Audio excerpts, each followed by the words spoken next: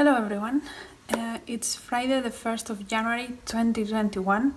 Happy New Year to everybody, we made it. We hope that this year will be better than last year. Yeah, we will see. Mine didn't start amazingly. There were some bad news from some friends, but yeah, it can only go better from here, I think, I hope. So we'll see what this year brings us. But in the meantime, since it's Friday, I thought I will do my first Friday reads of the year. I did finish quite a few things this week. I think I wanted to clear some things out so that I can start a bit more fresh this year. So yeah, I'll just go through the things I read. The first one, I finished the Goede Immigrant, which is a collection of essays from different people about what it is to be an immigrant in the Netherlands.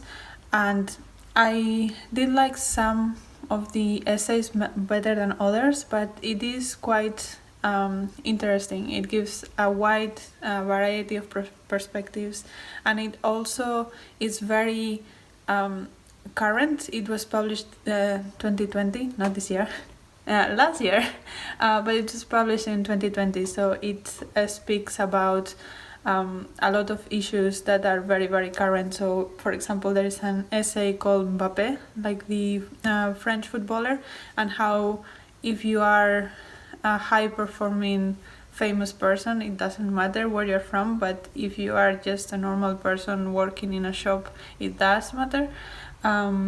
It also talked about herd builders, which is often referred to as the Dutch Donald Trump. Basically another racist, sexist guy with a weird blonde haircut. Yeah, if we learn anything from that, is never vote for a weird guy with a blonde, strange haircut. Yeah.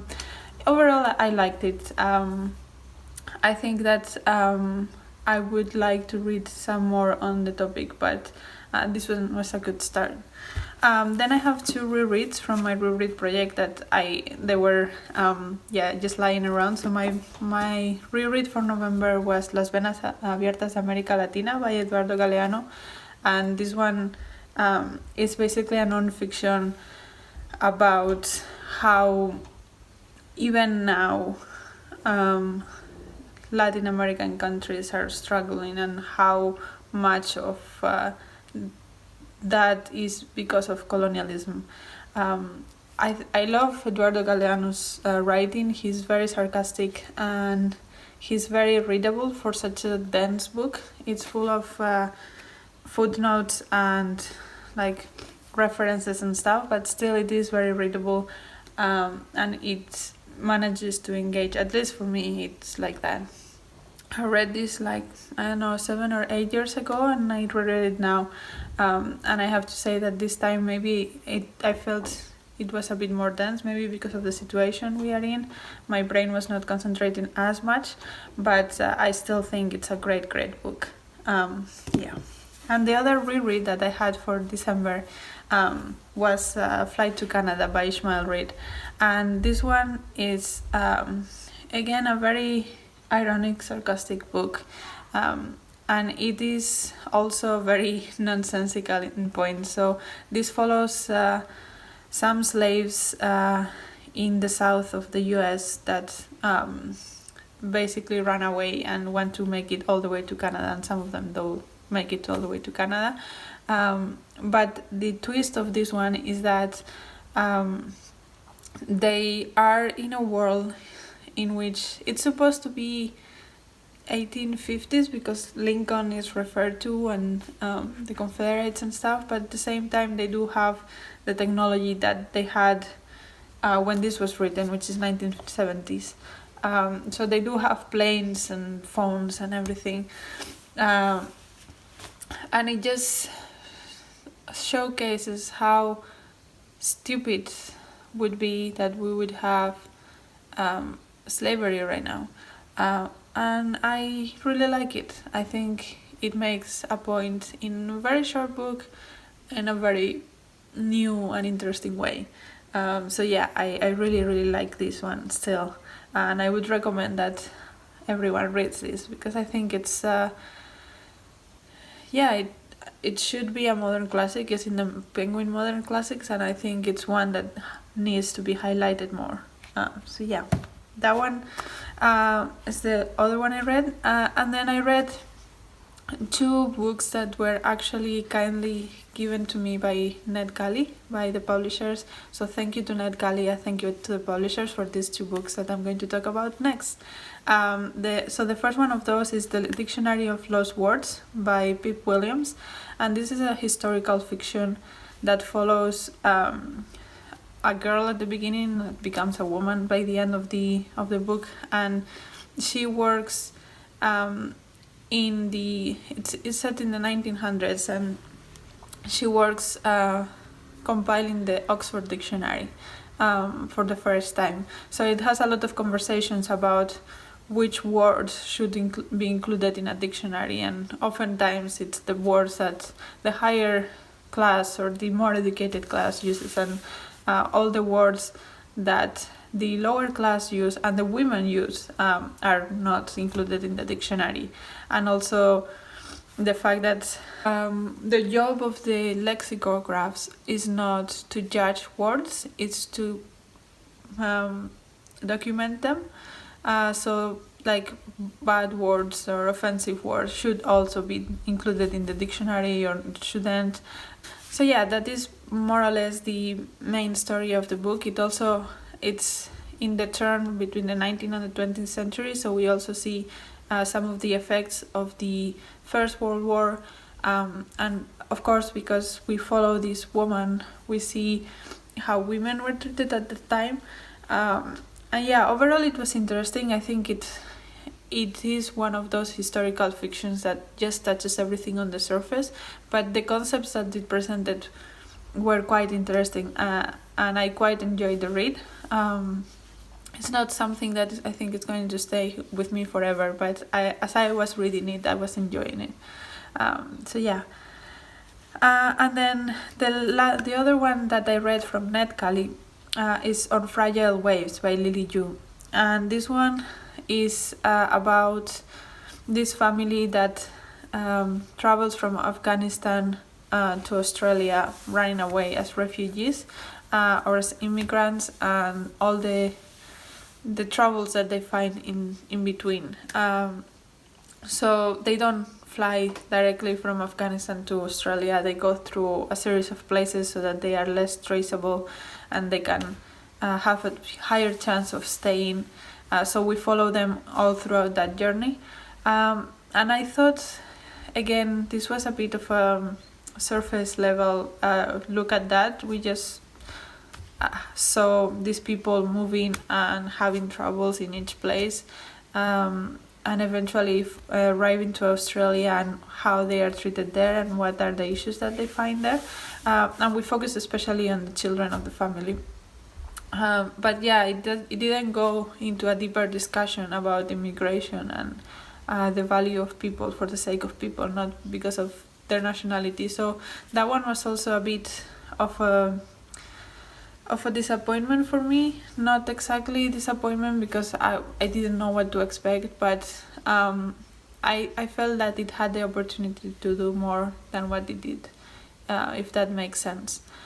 So yeah, that was a middle of the ground read for me. And then the last one I finished Les Mis. I finished Les Miserables by Victor Hugo. I have been reading this in audio on and off since April, I think. And I finally finished it, and I'm very happy that I did. It is chunker, and I was not reading it consistently or listening to it consistently. I took breaks for other projects and other things, and then after a while I will pick it up back again. So maybe my thoughts are not as cohesive, just because I read it in a very, very long span of time. I don't think I have ever taken that long to read anything.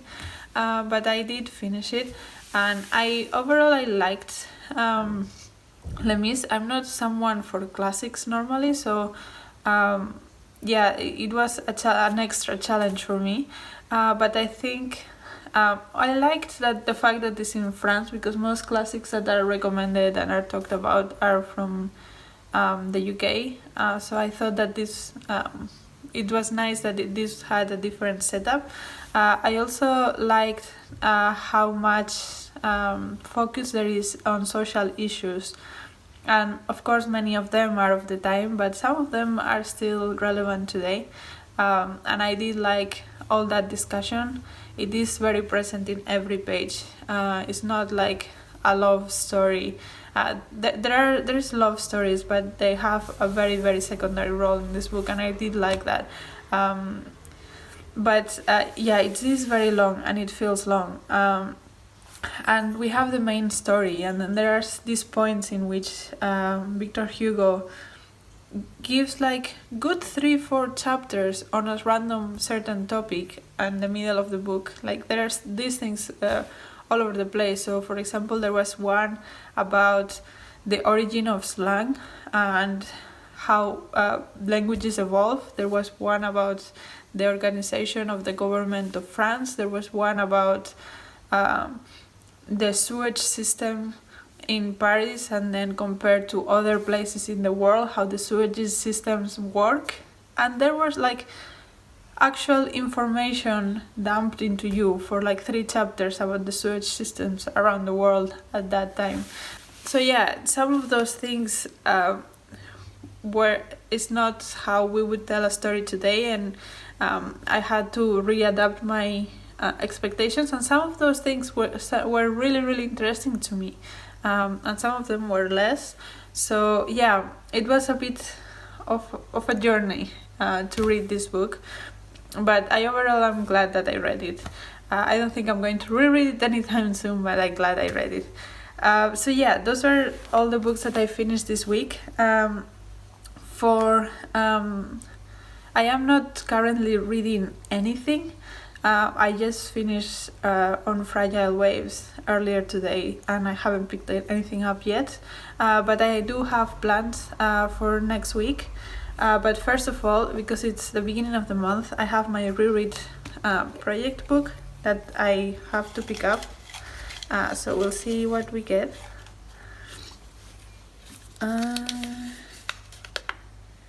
Okay, The Unbearable Lightness of Being by Milan Kundera. So this one is one of the ones that is not so much one of my absolute favorites, but it's more one that I don't remember. I remember liking, but I don't remember why.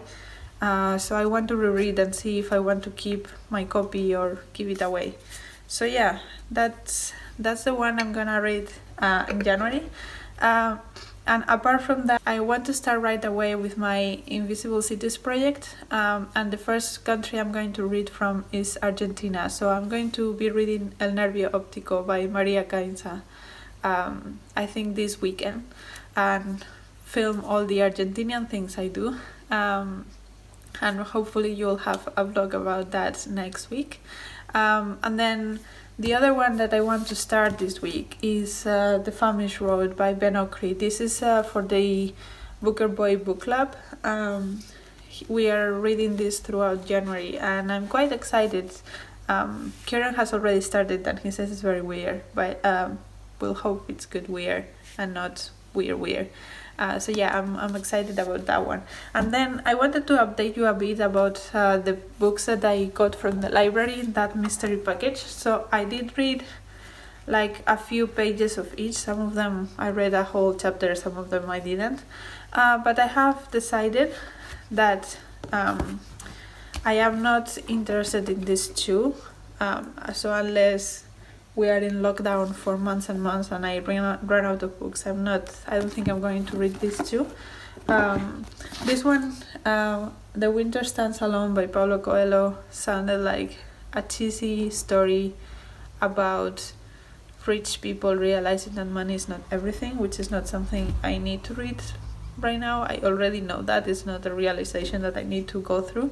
And the other one is Jeeves and the Wedding Bells by Sebastian Faulks. Because this one, first of all, the language felt quite overwritten to me, and then it's well, here it says it's a homage to P.G. Wodehouse, and I have never read P.G. Wodehouse, so I don't think it will make a lot of sense for me to read this if I have not read that and I do not enjoy the writing style. So I don't think I'm going to read any of those two. And these three, so we have The Lemon Table by Julian Burns, A Keeper by Graham Norton, and The Dust That Falls from the Dreams by Louise de Bernier. And these ones I'm mildly interested in, so it's not something I'm going to prioritize, but if we do stay in lockdown for a while, I might read some of these. I think the one that I liked the most was The Dust That from Dreams, but again, because this one it sounds like an adventure story, there was already a lot of traveling mentioned in the first few pages I read, so that intrigued me, but at the same time it could end up being a white savior trope kind of thing. So this one might go really good or really bad, but it does interest me because it has that that travel element of it. And then these two, they sound like more literary and a bit deeper than any of the other ones that I'm talking about. But the topics that I have read from so far are not like my absolute favorites. I think this one also, I like the language style of it, so this one would probably take priority over this one, also because this one is short stories and I'm not a huge fan of short stories, but these ones that do sound like something I could read and enjoy if I don't have anything else. So that's the update for now. So I'm not planning on reading any of these at the moment, and it will all depend on regulations and such, and when I have access to more books. So yeah, that's a little bit of what I read and I'm planning to read for this couple of weeks. And yeah, I hope you had a great start of the year. Let me know if you have any plans for the New Year's, if you're planning to read anything interesting. If you have read any of these and want to discuss it in the comments below, please do so. And until next video, bye!